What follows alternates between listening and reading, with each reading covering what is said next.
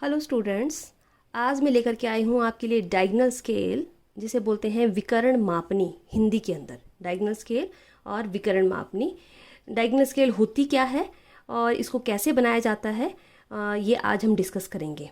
ठीक है, सबसे पहले डायगोनल स्केल क्या होती है और इसकी आवश्यकता क्या है। A scale in which secondary divisions can further be subdivided with the help of a diagonal is known as diagonal scale। मतलब जब डायगोनल की सहायता से, विकिरण की सहायता से जो गौण भाग हैं, सेकेंडरी डिविजन हैं, उनको और ज़्यादा छोटे भागों में बांटा जाता है तो उसे हम बोलते हैं डायगोनल स्केल। ठीक है, हिंदी में भी मैंने परिभाषा लिखी है। जिस आलेखी मापनी में विकर्णों की सहायता से गौण भागों को और छोटे भागों में विभाजित कर दिया जाता है उसे क्या बोलते हैं हम, विकिरण मापनी की संज्ञा दी जाती है। ठीक है, अब हम जानेंगे कि विकिरण मापनी क्यों बनाई जाती है, इसका क्या कार्य है। ठीक है, क्या इसके उपयोग क्या है। ठीक है, जो सरल मापनी है जिसे हम बोलते हैं प्लेन स्केल, प्लेन स्केल के द्वारा केवल दो मात्रकों, केवल दो यूनिट्स जैसे कि माइल, फरलॉन्ग, किलोमीटर, हेक्टामीटर्स, ठीक है, इसको ही दिखा सकते हैं हम। ठीक है, दो ही यूनिट दिखाए जाते हैं एक ही स्केल के ऊपर। ठीक है, लेकिन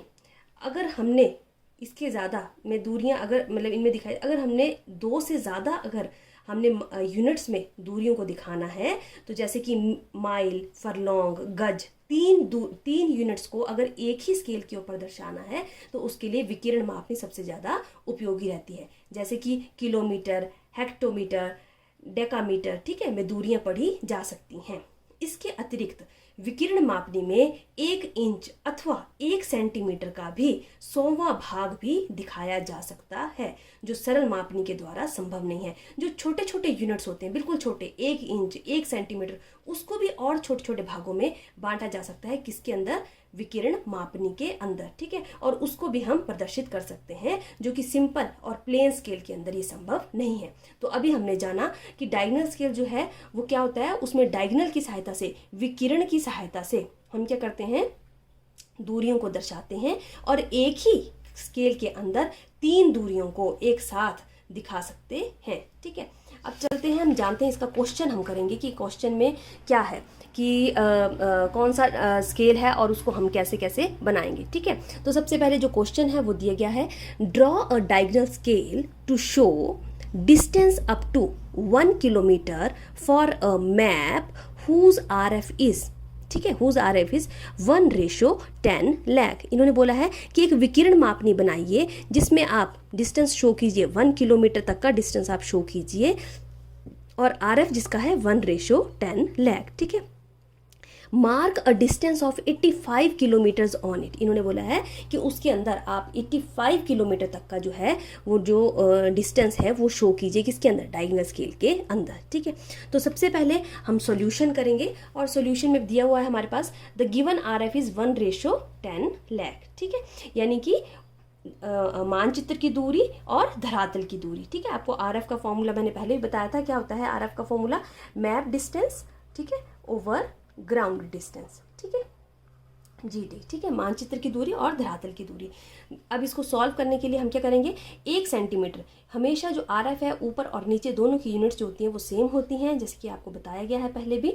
तो 1 centimetre on the map shows 10 lakh centimetre on the ground. ठीक है, मतलब कि ऊपर की दूरी जो है, मानचित्र की दूरी, वो भी सेंटीमीटर में है और नीचे वाली दूरी वो भी सेंटीमीटर में है, ये दोनों ही सेंटीमीटर में है। तो इसका अर्थ ये है कि 1 सेंटीमीटर जो है वो मानचित्र का, वो धरातल के 10 लाख सेंटीमीटर के बराबर है। ठीक है, अब क्योंकि हमने स्केल बनानी है और स्केल के लिए हमें कितना, कोई भी हम 12 से लेकर के, जैसे कि आपको बताया गया है 12 से लेकर के 20 सेंटीमीटर की कोई भी हम बीच का ले सकते हैं, रेखा ले सकते हैं। तो हमने अगर 15 सेंटीमीटर की रेखा ली है, 15 centimetre on the map will show, तो हमने क्या किया, ऊपर जो हमारे दिया हुआ है 10 लाख सेंटीमीटर मल्टीप्लाई बाय 15 और इसको भाग किया, क्योंकि हमारे पास ये सेंटीमीटर में है तो सेंटीमीटर को हमने किस में कन्वर्ट करना है, किलोमीटर में कन्वर्ट करना है, क्योंकि जो क्वेश्चन है वो क्या बोल रहा है, किलोमीटर में इसको प्रदर्शित करना है। तो किलोमीटर में प्रदर्शित करने के लिए 1 किलोमीटर में कितने सेंटीमीटर होते हैं, 1 लाख सेंटीमीटर होते हैं। तो 1 लाख सेंटीमीटर से जब हम इसको भाग करेंगे तो ये आएगा,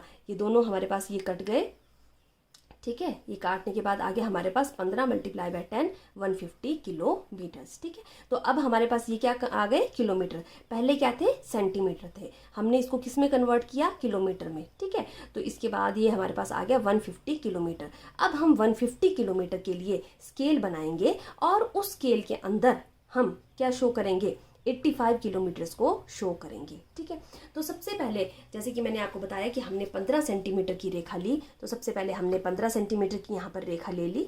ठीक है, आपको दिखाई दे रहा है, क्लियर आई थिंक। ठीक है, 15 सेंटीमीटर की ये हमने रेखा ले ली यहाँ पर और इसको बराबर 5 भागों में बांट दिया। तो 3-3 सेंटीमीटर का एक एक भाग हो गए। ये देखिए, जैसे 3, 6, 9, 12 और ये 15।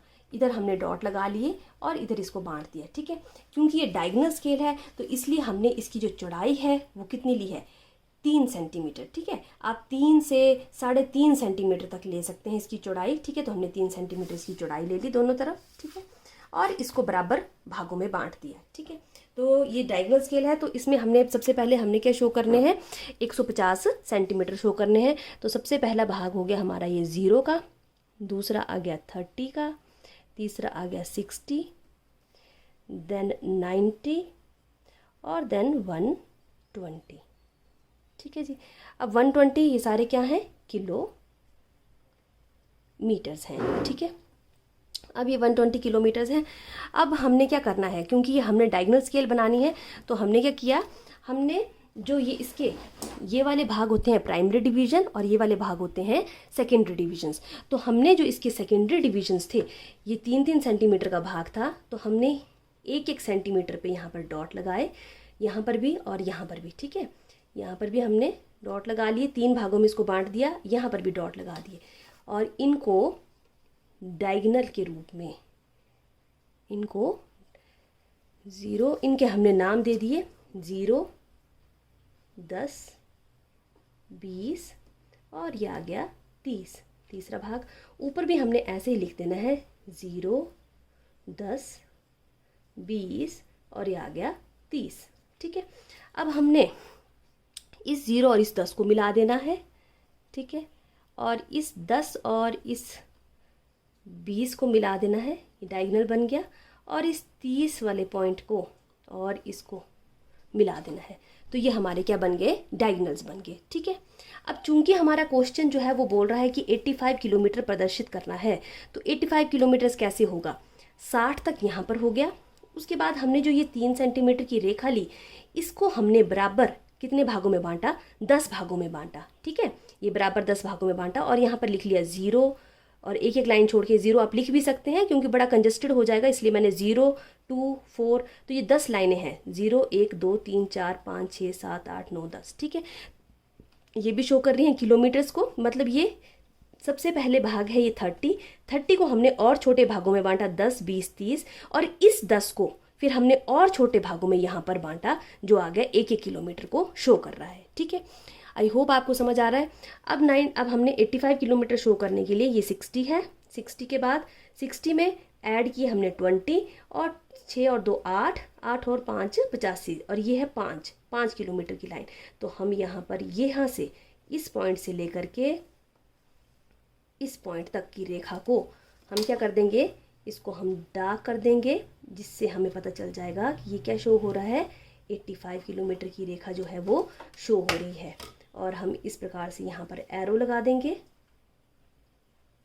और यहाँ पे लिख देंगे 85 किलोमीटर्स। ठीक है, ये देखिए यहाँ पर 60 हो गया, ये 20। ठीक है, 60 और 20 80 और 80 और यहाँ पर 585 किलोमीटर। इस प्रकार से हम क्या बना सकते हैं, डायगोनल स्केल, जो आपको आई होप आपको समझ आई होगी। ये हमने शो कर दिया। इसमें हम और भी छोटी दूरी कोई भी हम दिखा सकते हैं। 95 दिखानी है तो हमने इसके ऊपर जाएंगे। ठीक है, यहाँ पर ठीक है, ये 90 और यहाँ पर 5। ठीक है, तो इस प्रकार से छोटी छोटी दूरियों को दर्शाने के लिए दोनों तरफ हम क्या लिख देंगे, इसके किलोमीटर्स। तो ये हो गए हमारे 85 किलोमीटर्स।